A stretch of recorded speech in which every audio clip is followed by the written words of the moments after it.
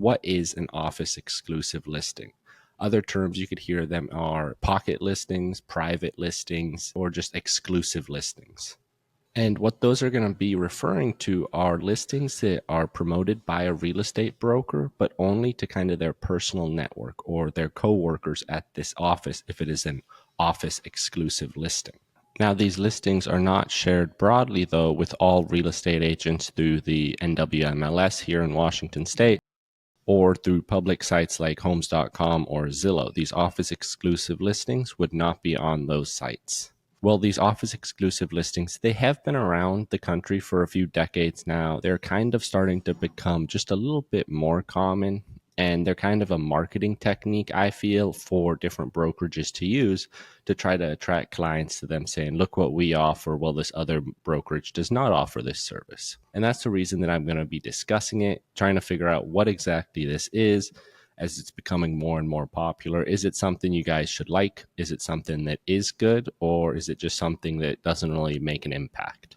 Now, how I'm going to be doing this episode is by going over this study conducted by Bright Research, which is an MLS company, multiple listing service over on the East Coast. And they service about 6 states, I want to say.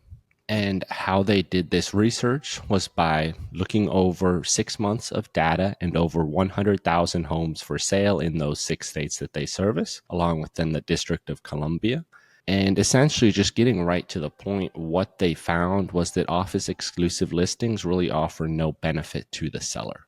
So before I get into the nitty gritty stats and all that, just coming up with their conclusions, and what they found out was Bright Research found that it offered no benefit. An office exclusive listing offered no benefit to the seller. They found that it actually took longer to sell the property.